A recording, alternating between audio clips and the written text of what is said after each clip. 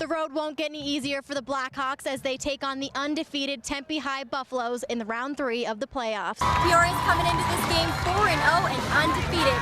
But as for the red, white, and blue, after 10 straight losses last season, they're out for blood. Huskies have been throwing for close to 350 yards every game, but with a nearly perfect 9-1 record, the Jags are going to be a tough team to beat. Thanks, guys. In this final week of the regular season, the fans sent me out to the Sunny Slope where the Vikings are hosting the St. Mary's Knights. Vikings are 9-0 right now and one of just 2 teams left in Division II to remain undefeated. But the Knights will be fighting for their lives in hopes of securing a spot in the playoffs. Last season, the Toros handily beat the Pumas, but with star quarterback Austin Nightingale back in action, the Pumas are averaging over 40 points a game. Jake, over to you. Kings fans are lined up everywhere, celebrating their second Stanley Cup win in just 3 years. Both these teams are a powerhouse team, one coming in tonight undefeated and the other fighting to keep their playoff hopes alive. And Coop, tonight's game was interesting for more reasons than just the game action. You remember Coach Mike Hudnut? He used to coach for the Willow Canyon Wildcats for the last 8 years. This year, flipped sidelines coaching for the Falcons. Tonight was the Falcons' first home game and Coach's first game coaching against his old team. This was this season's final fan vote game of the week. The fans sent me out to Sunny Slope for their battle against the St. Mary's Knights.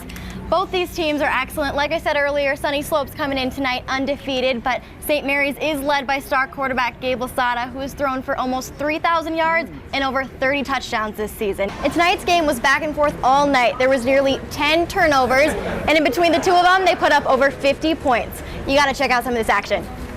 With over 14,000 votes this week, the fans sent me out to Alhambra for a matchup against Moon Valley Rockets. This game was a battle of the unbeaten. They're both 7-0 and undefeated. Thanks, guys. Hard-fought battle out here tonight at Desert Ridge High School, but the Jags were able to power through and get that W. I'm out here with head coach Jeremy Hathcock. Coach, I've been hearing fans and players rave all night about Terrion Morrison's performance, and with 3 out of the 4 touchdowns, would you say it was his performance that ultimately led to tonight's win? I think, honestly, it was our defensive effort that led to tonight's win, and they put us in good situation to move the football. And Terrion had a lot of tough yards. Justin Irby had a lot of tough yards. Alec Hathcock had a lot of tough yards. And, but if we're going to move on, we got to play better than that. Okay, and you guys have been averaging over 40 points a game this season. How have you guys been able to maintain such a high level of play from week to week? Oh, we played better than we played tonight, that's for sure. But playoff football, anything goes. So, when we're not hitting in the passing game, it's tough. They put everybody in the box, and it becomes a grudge match. And fortunately, we got away with a W. And what's practice going to look like this week going into round 2? It's going to be very physical, very mental. Our kids prepare super hard. They showed stopping a team that scores 49 points a game to 17. Our kids did a great job. We just got to put another week of work. Thanks, guys. I'm out at Williamsfield High School right now where they just steamrolled the Moon Valley Rockets 53-12. Joining me is head coach Steve Campbell. Now, Coach, you guys are matched up pretty evenly on paper, but you came out here tonight and clearly showed who the better team was. Just what was it that set you guys so far above the Rockets?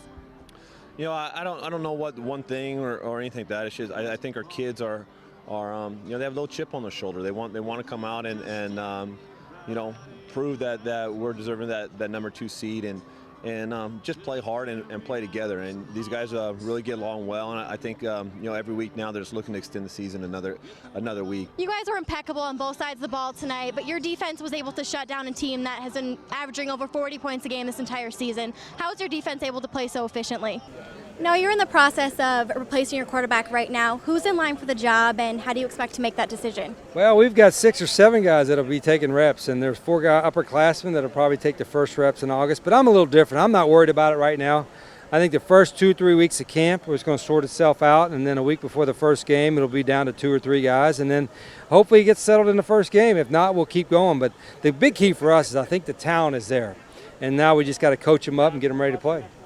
Now, you were ranked 4th in the South Division by the media polls. How do you feel about these types of rankings? Oh, I could care less. Hell, I'm trying to get a first down against UNLV in the first game. All that stuff is good for the fans, and it's probably good that they do that, but I never look at that anyway.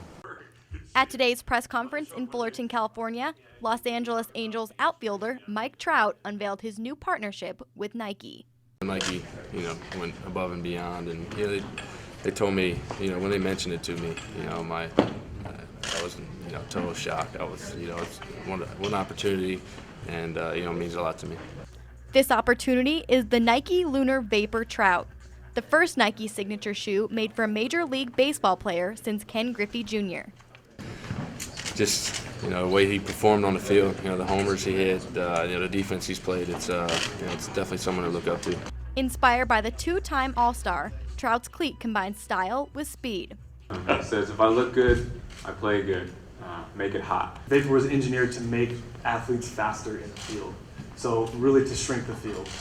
As one of the fastest and most powerful players in the league, Trout stressed a need for a lightweight cleat. You don't want to be in the outfield and, you know, mess around your shoe or thinking in a dugout, man, I got to change these things.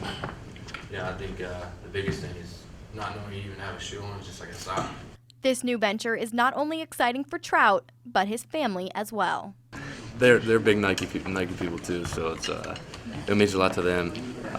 Growing up, you know, wanting a shoe, you know, wearing the Griffeys, you know, the Jordans, everything. It's pretty impressive. During tonight's game against the Texas Rangers, Trout will play in the Vapor cleats for the first time. Despite the outcome of the game, Trout already feels like a winner. For MLB.com, I'm Secily Seljeskog of the Cronkite Sports Bureau in Los Angeles. The USA men's youth team avenged last year's loss to Brazil with a comeback victory to capture gold in the Junior Pan American Championship. In the Blue Caps, the United States took the lead early, scoring the first goal of the game. In the White Caps, Brazil responded with a goal to end a low-scoring first period tied 1-1. In a much more lively second period, both teams combined to pour in 8 goals, 5 scored by the Brazilians and 3 by the U.S. Going into halftime, Brazil held a 6-4 advantage. Brazil carried the momentum early into the second half by striking first, increasing their lead 7-4. But the U.S. arms prompted 3 unanswered goals, tying it up 7-7, setting up a fourth quarter that would ultimately decide the gold medal. And the U.S. would capitalize on the energy created by tournament MVP Bryce Hoerman's go-ahead goal that gave the U.S. an 8-7 advantage. Bryce Hoerman's shot from about half tank, that was a bar down, and just got everyone super excited and led to, I think, the momentum. Hoerman's clutch scoring spurred another point by teammate Nicolas Carniglia, but the defending champion Brazilians displayed their heart with a 2-0 run to narrow the gap, but were ultimately dethroned by the U.S. 10-9. After trailing throughout the majority of the game, the U.S. finally pulled together to win the gold medal. Relied on our teamwork, all the training we've been doing for the past month, and we just knew they'd wear out, and we have a lot of depth, so we just stuck with it, got pumped up, and just started hitting our shots. Just getting big games. You know, I joke with somebody, I'd rather play Brazil 10 times in this tournament just because they're such a good team. They were well coached, they had phenomenal players.